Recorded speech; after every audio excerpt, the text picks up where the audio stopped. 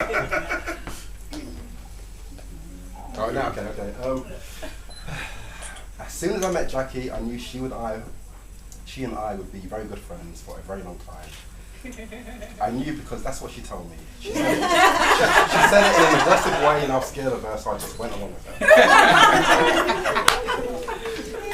Okay. Oh God. Wasn't quite sure what to do. I drew blanks, loads of blanks, loads of really small, large blanks. I then decided to try to do something that I haven't done since I was 8. Oh, come on. Oh. Do we need to get a towel? I'm just saying. And if you like. I'm not sure that would help me. Both yours. At 2. What did you do when you were 8? Yes, Tears of a clown. Okay. I was going to say. Does anyone know what glossophobia is? Glossophobia. Too many flowers. Too many flowers. No. Gloss, did you say? Glossophobia. Glossophobia. Glossophobia. Well, ain't a black Swallowing. chicken. Like pain. It's Talking to me. It doesn't like pain. No, it's a fear of public speaking. Big word. It's a fear of speaking. I suffer from a fairly extreme but kind of weird version of this because I'm a stutterer. He did. You did. No, I do. I still do. Then I'm gonna explain. Damn you. There'll be a part where you can participate. You're okay, man. Until then, You did a good job, this is the guy about. You did a very good job. He's talking about heckling. I'm gonna heckle the hell out of you. You did a good job, though. Okay, wow. Right. Okay. So since I've not stuttered in public since I was 8, I figured I'd give it a go, even though there are quite a few internal processes not really allowing me to do so. I think, fuck it, it's time to try and break them down. And, you can take it if you like. No, I thought that was part of the show. it's actually me. Where are you? Okay, coming down. Everyone's listening. Yeah, but who was that? Valentina! Oh, someone's at the door. Yeah. Someone at the door. They just didn't ring the bell. Okay, so you know what? I'll just plug on.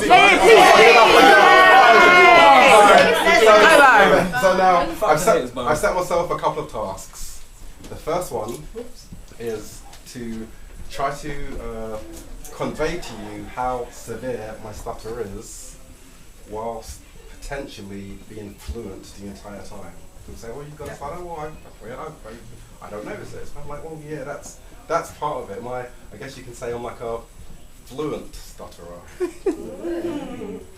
I'll explain what that means. Okay, so my technique for not stuttering is to just not talk.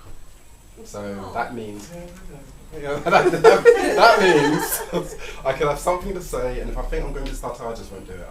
I won't say. So when I do talk, I usually talk fairly fluently. So when I say to people, "Oh, I've got to stutter," "No, I don't really know." So I'm like, "Oh yeah," well, then I get into the whole thing. So I set myself a couple of tasks.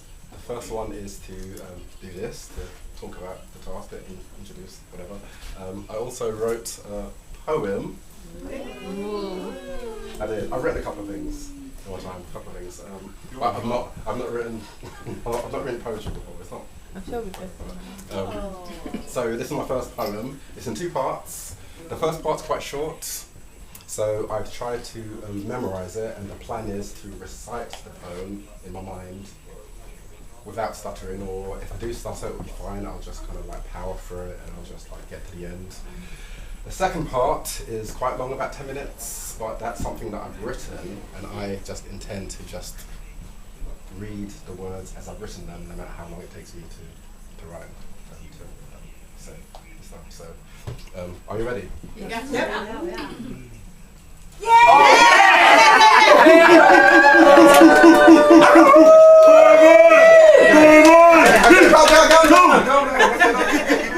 Made him nervous now. That backfired. My word. Okay, so part one, some words. Why is the word abbreviation so fucking long? Especially given the word stretched is quite a bit shorter. Why is the word dyslexia so hard to spell? Who knows the origin of the word etymology? Why does the word lisp have an S in it? That's just fucking mean. Can someone tell me why the word monosyllabic has so many goddamn fucking syllables in it? Talking about goddamn fucking syllables, has anyone come across the word, okay, here we go, hippomonstrosis cryptodaliophobia?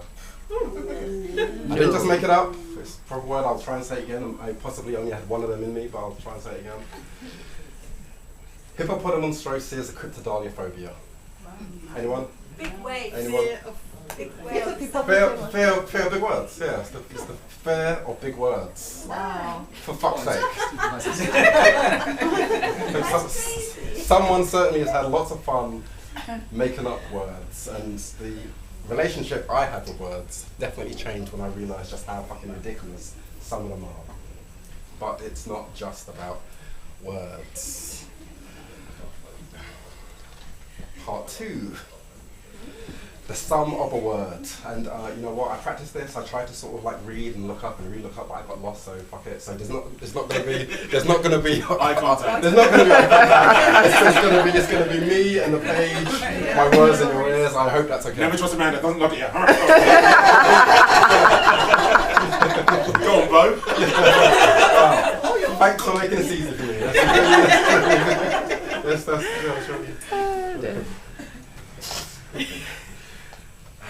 Okay. I used to wish I was able to time travel just so I could interact with younger versions of myself. I often wondered what younger versions would be more useful to interact with, and would usually agree that in some ways the most significant thing happened to me when I was 8. That's when I started stuttering in a way I no longer had any control over. So that's when I would travel back to, but if I did, what exactly would I say to myself? What words of advice would I have?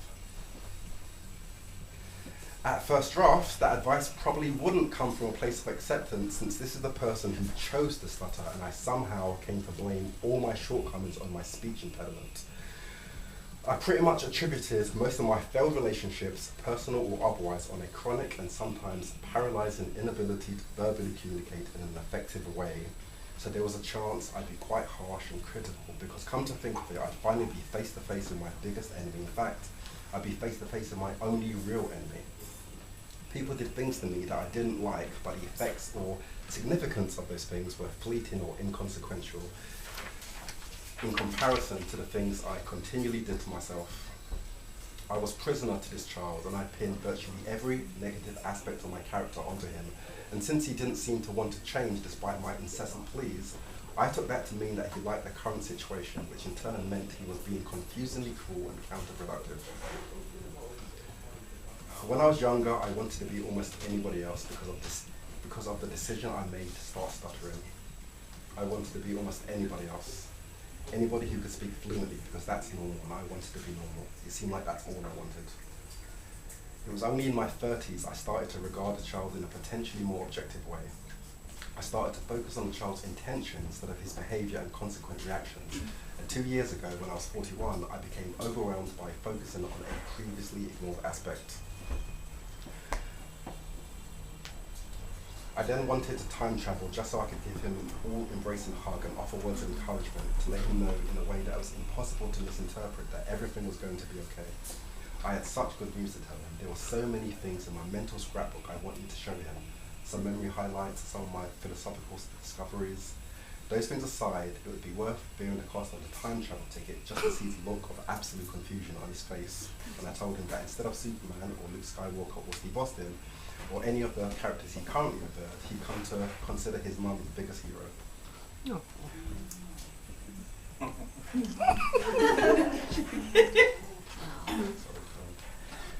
Whilst there, I would definitely be very explicit in my expression of the fact I'm now grateful for every single decision he made. But that's when I made a very disturbing realization. What if the 8-year-old version of me didn't want a hug?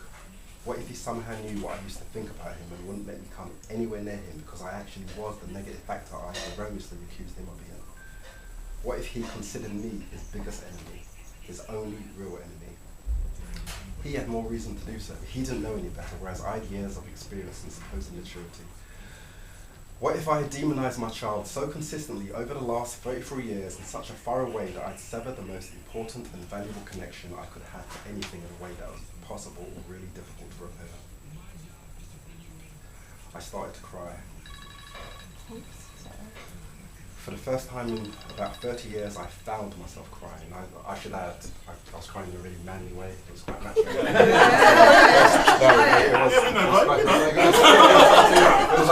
It was like to say 2 parts tears, 2 parts testosterone, 2 parts other miscellaneous manly stuff. Yeah. Know where you come from, Bob. Know where you come from. That's what it was. Okay, so got back there.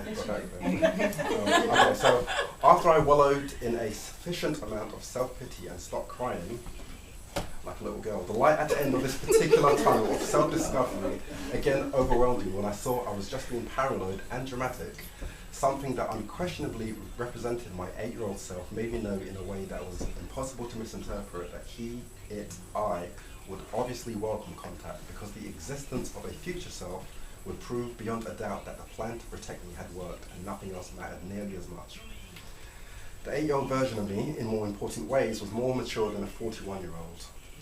The younger version focused on the fact that he had successfully protected me and as a massive bonus, along the way had lots of fun, learned lots of immeasurable lessons and made lots of genuine and positive connections.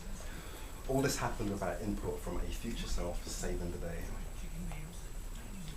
So now I'd like to be able to time travel in a way that didn't interfere or change anything. Without interacting, I'd want to observe any moment in that child's life, my life, knowing I'd experienced an immeasurable amount of pride, for want of a better word. I didn't have to repair a relationship. At very worst, I could try to think of a word or words to facilitate appreciation of it. Lots of words came to mind, but none of them fit exclusively, so I wondered if I should make one up. Am I allowed to do that? Am I allowed to make up a new word? One which by its nature would have to encompass lots of different already existing words. Words like embrace, see, acknowledge, register, utilize, cherish, worship, praise, need, recognize, seek, find, trust, desire, ask.